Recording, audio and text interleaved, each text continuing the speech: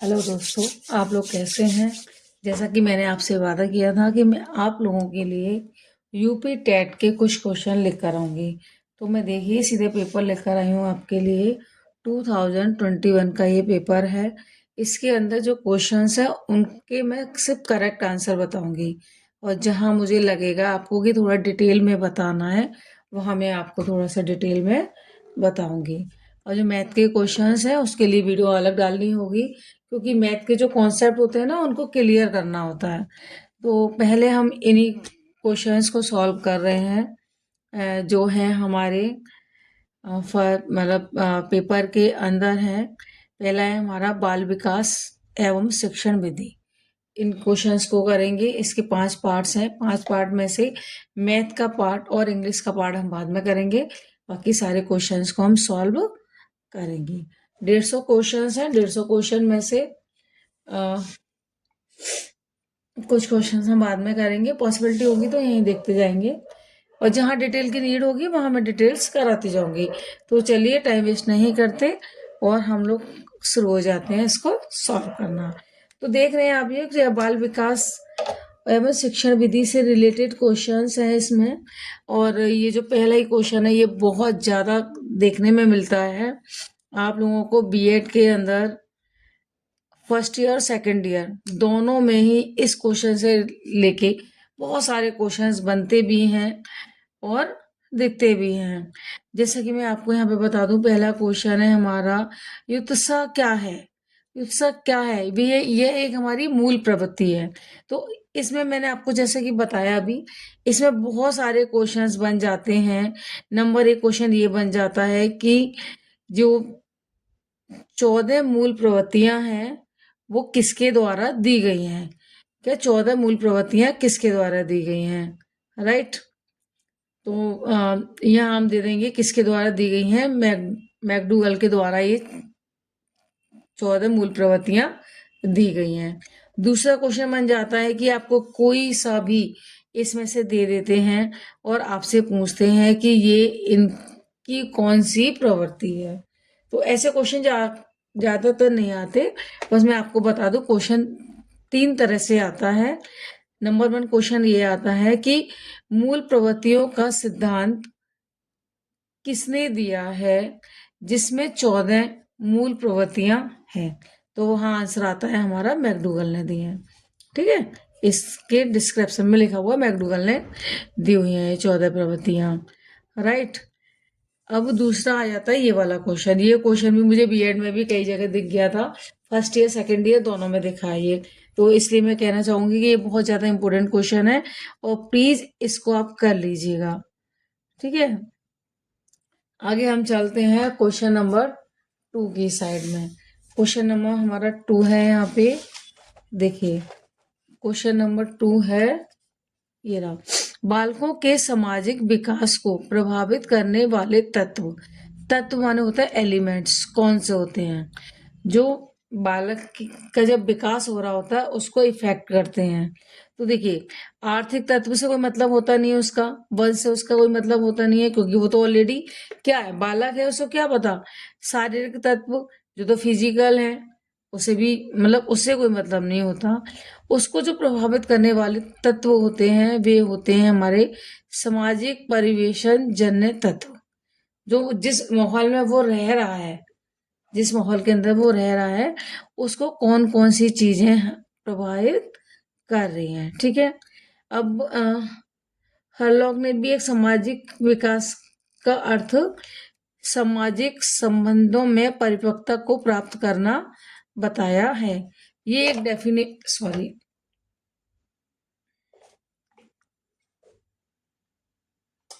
ये एक डेफिनेशन है जो अधिकतर आ जाती है। हरलॉक की डेफिनेशन बहुत ज्यादा आती है, और मैं ये कहूंगी आपको ये इस बार भी आई हुई है। 2026 के अंतर्गत बीएड के अंदर भी आई थी ये वाली डेफिनेशन। ये डेफिनेशन किसने दी है, तो मैं आपको क्वेश्चन के साथ साथ बताती भी चलूंगी कि ये क्वेश्चन कितने ज्यादा हमारे इम्पोर्टेंट हैं। तो चलिए, तीसरा क्वेश्चन है हमारा यहाँ पे, शारीरिक विकास का एक प्रमुख नियम निम्न में से कौन सा है? ठीक है, तो इसका आंसर है ए, द्रुतगामी विकास का नियम। ठीक है, क्वेश्चन नंबर 4 पे चलते हैं हम लोग। क्वेश्चन नंबर 4 है हमारा यहाँ पे, निम्नलिखित में से कौन सा विकास का सिद्धांत नहीं है? तो जी आपको पता करनी पड़ेगी कौन सा सिद्धांत नहीं है।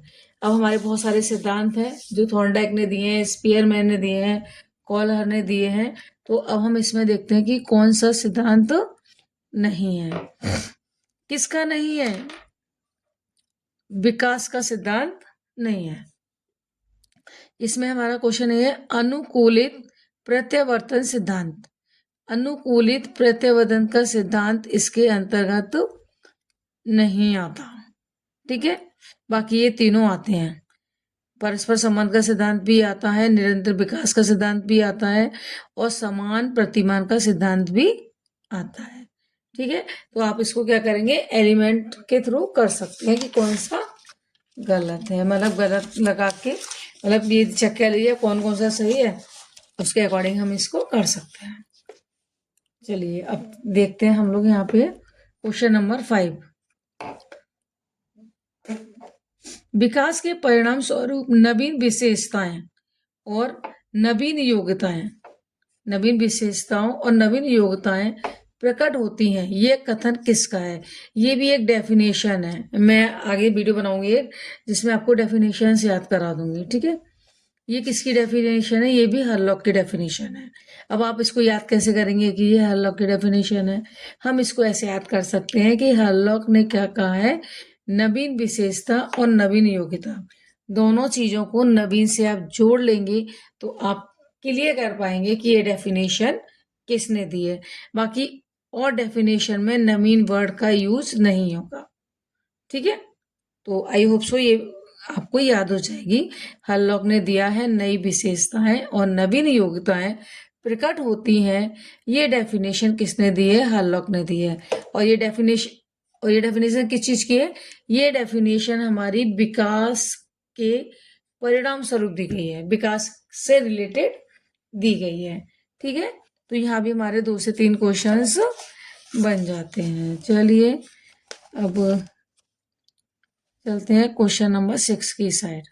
ठीक है, क्वेश्चन नंबर 6 है हमारा, कॉलहर अपने प्रयोग से यह सिद्ध करना चाहते थे कि अधिगम, अधिगम माने सीखना क्या है? किसने कहा? कॉलहर ने। अब आपको ये पता चलना चाहिए कि ये इस क्वेश्चन में भी, अभी मैं आपको देखो फिर से बताती हूँ, बीएड फर्स्ट ईयर में इतने सारे क्वेश्चन पूछे गए थे, थॉर्नडाइक को लेके, कॉलर को लेके, स्पीयरमैन को लेके, और भाई इतने घुमा के पूछे गए थे कि बच्चे कंफ्यूज थे और बच्चे छोड़कर आ गए।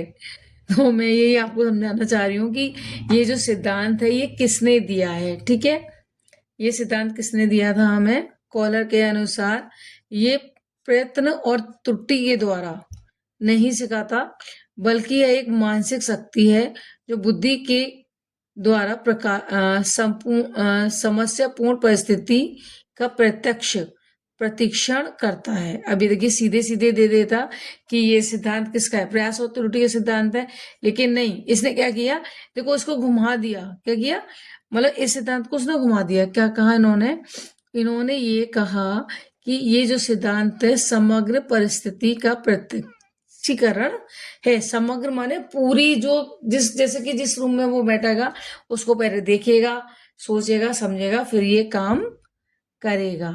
ओके, तो आई होप सो ये समझ में आ गया होगा कि ये सिद्धांत किसने दिया था। राइट, चलिए अब हम करते हैं क्वेश्चन नंबर 7। क्वेश्चन नंबर 7 है हमारा,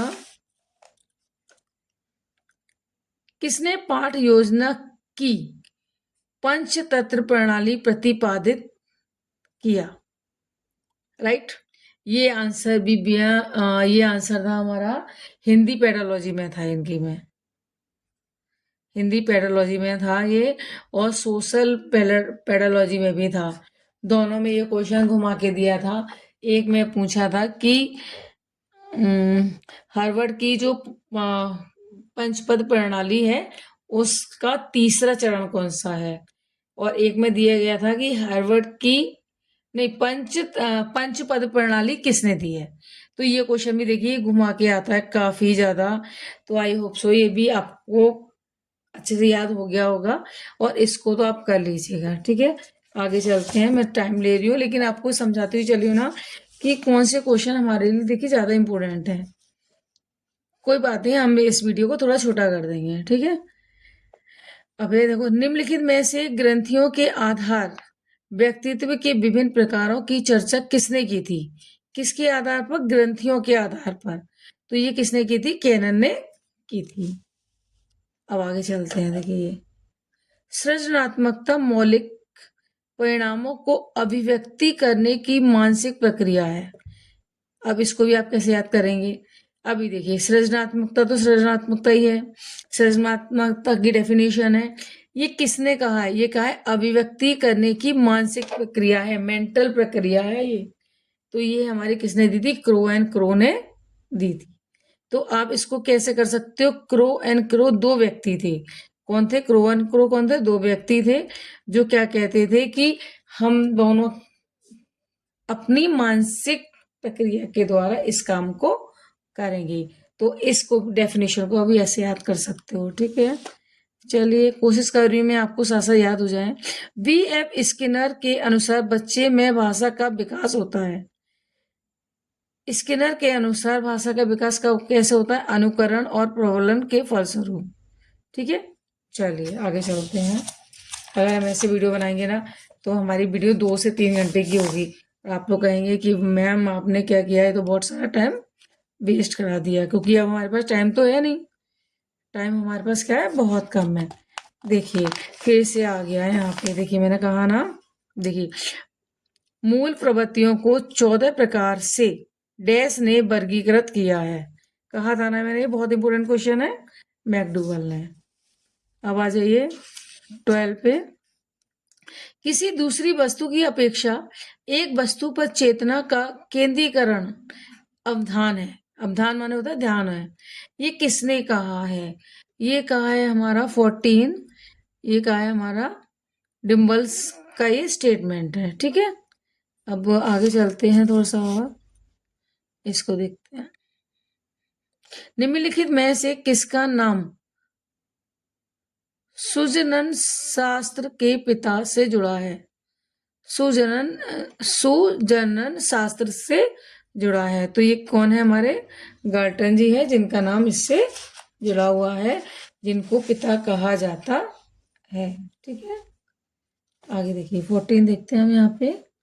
12 वर्ष से 16 वर्ष के बाल हेतु हिंदी में डॉक्टर एम जलोटा ने कौन सा परीक्षण प्रतिपादित किया? 12 से 14 वर्ष के बालकों के लिए कौन सा किया था? साधारण मानसिक योग्यता परीक्षण किया था। 15 पे चलते हैं हम। द्विकारक सिद्धांत का प्रतिपादन किसने किया? ये भी बहुत ज्यादा मोस्ट इंपोर्टेंट क्वेश्चन है हमारा। ये भी घुमा फिरा के पूछते हैं कि द्विकारक सिद्धांत किसने दिया है, या स्पीयरमैन के द्विकारक सिद्धांत को बताइए। या स्पीयरमैन के दो कारक कौन कौन से हैं, पहला कौन सा है और दूसरा कौन सा है। तो क्वेश्चन को घुमा देते हैं लोग, जिससे कि बच्चे क्या होते हैं हमारे, कंफ्यूज हो जाते हैं। ठीक है, चलिए 16 है। पूर्व अनुभव के आधार पर संवेदना को अर्थ प्रदान करना कहलाता है। संवेदना को अर्थ कहलाता है। ये क्या हमारा प्रत्यक्षीकरण है। ठीक है, मैं ज्यादा लंबी लंबी वीडियो बनाने के मूड में नहीं हूँ। अब मैं ये सोच रही हूँ कि एक ही बना दूँ इसके पहले तो। ठीक है, 30 क्वेश्चंस की एक ही बना देते हैं। सीखने में प्रयास और भूल के सिद्धांतों का प्रतिपादन किसने करा? थॉर्नडाइक ने।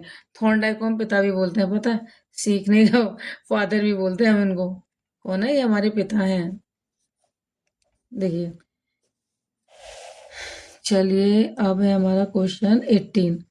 औसत बुद्धि वाले बालकों की बुद्धि उपलब्धि का स्तर क्या होगा?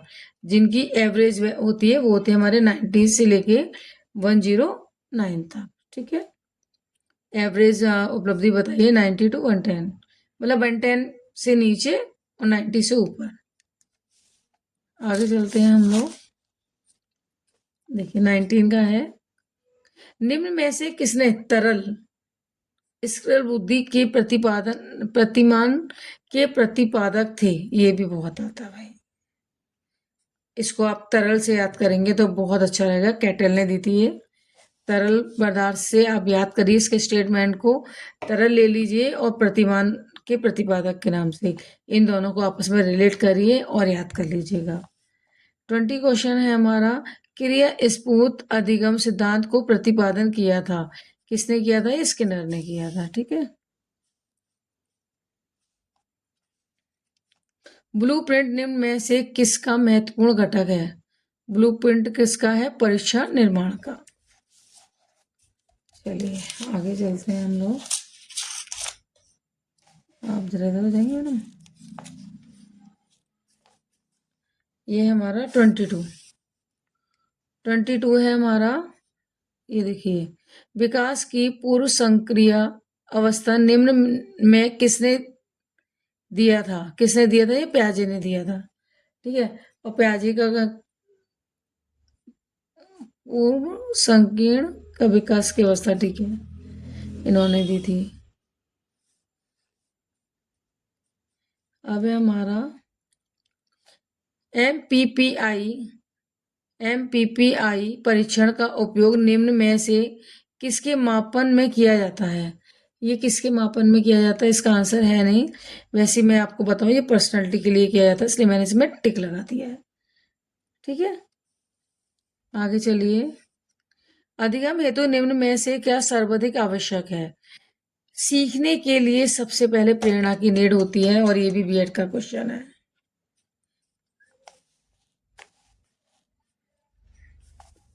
जो हमारा आयोग है ना, उसके पास मटेरियल तो वही है, उसी मटेरियल को घुमा फिरा के पूछते रहते हैं, क्योंकि टॉपिक भी वही होते हैं हम लोग के, इन लोगों के पास सारे, तो कुछ ज़्यादा सिलेबस नहीं होता। और फिर ये लोग क्वेश्चन लाएंगे भी कहाँ से? यही है इनके पास, स्किनर है, प्याजे है, थॉर्नडाइक है, यही है, इन्हीं से इनके क्वेश्चन निकालते हैं लोग। तो इन चीज़ों को तो आपको रट लेना चाहिए। शैशवकाल का समय क्या है? मतलब शैशवकाल का समय क्या है? शैशवकाल का समय होता है जन्म से लेके 2 वर्ष तक का, सबको पता है। 26, कॉलर निम्न में से किससे संबंधित है? व्यक्तिवाद के सिद्धांत से, विकास के सिद्धांत से, परिपादन या अधिगम के सिद्धांत से? तो ये भी आप जानते हो कि कॉलर जो है अधिगम के सिद्धांत से, चलिए दिख नहीं रहा होगा, फिर से बता देती हूँ इसको। कॉलर निम्न में से किससे संबंधित है? अधिगम के सिद्धांत से संबंधित है। आगे चलते हैं, इसको पलट लेते हैं, थोड़ी सी दिक्कत होती है ना अगर। देखिए मैकडोनल का फिर आ गया, मैकडोनल के अनुसार मूल प्रवृत्तियों की संख्या कितनी है? आप ही देख रहे होंगे, इसमें ये क्वेश्चन तीसरी बार आया है, राइट। चलिए अब चलते हैं ये वाला, मानसिक उद्ययन प्रतिमान का प्रयोग निम्न में से किसके शिक्षण हेतु किया जाता है? समस्या समाधान हेतु किया जाता है। आगे चलते हैं, निम्न में से किसके प्रयोग में कुत्ता एक विषय है?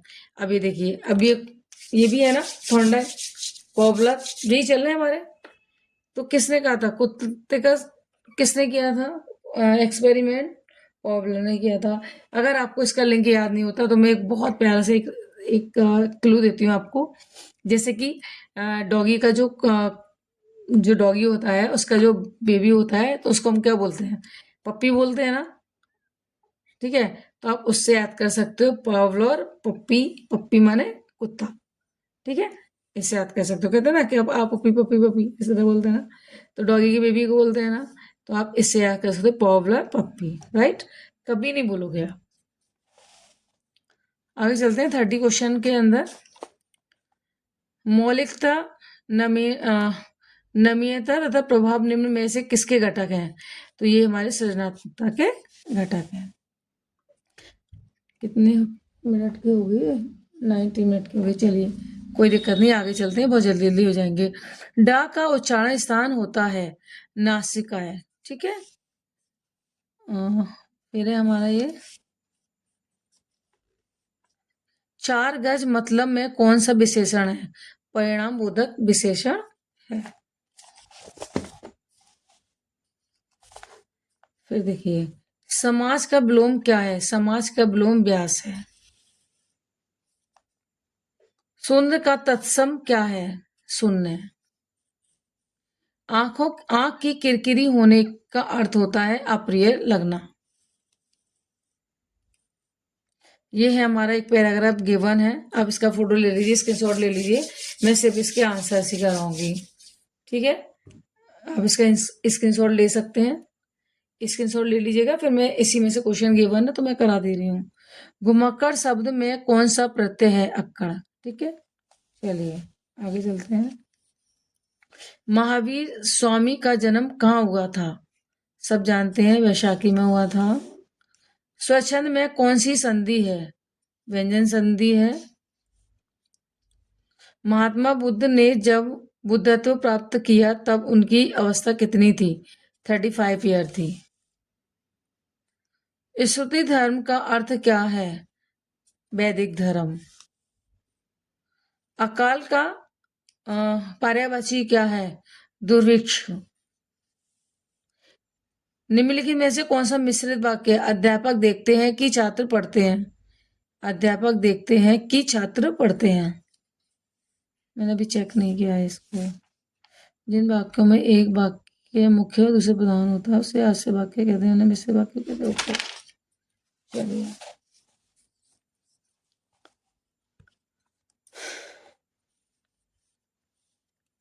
जिसकी पूर्व में कोई आशा ना हो, पूर्व में उसमें कोई आशा ना हो, अप्रत्याशित।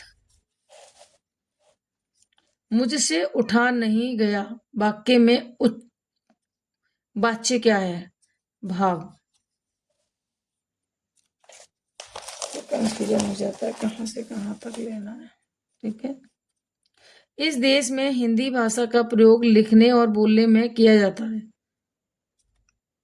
मारीशन, किसने कहा है? मारीशन का है, ठीक है। सूर सागर किस भाषा की रचना है? ब्रज भाषा की। वीरों का कैसा हो बसंत कविता किसकी लिखी गई है? सुभद्रा कुमारी जी की लिखी हुई है। क्षेत्रीय में कौन सा विशेषण है? गुणवाचक। चौराहे में कौन सा समाज है? द्विगु समाज। निम्नलिखित में से मौखिक अभिव्यक्ति का रूप होता है, मौखिक अभिव्यक्ति का रूप होता है अशुल्बी। ये भी देखिए बीएड का क्वेश्चन है, मैंने पहले टिक लगा रखा है इसको भी। और अभी आया लेटेस्ट में, कब आया ये? 2026 में आया ये। हिंदी भाषा की बोलियां हैं हमारी, हिंदी भाषा की बोलियां हैं हमारी। देखिए इनकी 18 बोलियां हैं, इनमें से 5 उपभाषाएं में विभक्त हैं, ठीक है। 18। आगे चलते हैं। सामाजिक शब्द में कौन सा मूल और कौन सा प्रत्यय है? समाज और एक, मतलब समाज मूल शब्द है और एक प्रत्यय है हमारा। फिर चलते हैं, चलिए हो गए। तद्भव पत्रिका के संपादन का नाम क्या है? अखिलेश। 12 बरस लो कुकर जीवे अरु तेह लो जिए सियार। यह पंक्ति किसकी है? यह है जगनिक जी की है ये पंक्ति। निम्न में से किस शब्द की वर्तनी सही है? देखिए यहां लगा हुआ था लेकिन यह अनुग्रहित इसकी सही है। निम्न में से शुद्ध शब्द कौन सा है? पैतृक। बी। शाध्वनि तालु शब्द है। अत्यंत शब्द में प्रयुक्त उपसर्ग क्या है? अत्यंत शब्द में क्या है? अत्यंत शब्द में उपसर्ग है अति उपसर्ग और अंत मूल शब्द है, ठीक है। अति है इसमें। और उपत्य शब्द का अर्थ है हमारा पर्वत के पास की भूमि, ये भी आ जाता है, राइट। चलिए तो आपके आज 60 क्वेश्चन खत्म हो गए। वीडियो बहुत ज़्यादा लंबी हो जाएगी, इसलिए आप सेकंड वीडियो आपको मिलेगी कल। तो thank you so much, bye bye. यदि आपको मेरी वीडियो अगर 1% भी अच्छी लगती है तो प्लीज़ कमेंट बॉक्स में जाके कमेंट जरूर करें। और अगर आप चाहते हैं कि डेफिनेशंस मैं आपको याद कराऊं लिंक करा के, जिससे कि आप कभी ना भूलो। तो प्लीज कमेंट बॉक्स में जाकर जरूर बोलिएगा। तो मैं आपको तो फिर मैं आपको क्या करूंगी, उन पोएम्स को लिंक करके याद कराऊंगी, जिससे कि आप उनको कभी नहीं भूलोगे। तो थैंक यू सो मच, आपने अपना इतना कीमती समय दिया उसके लिए।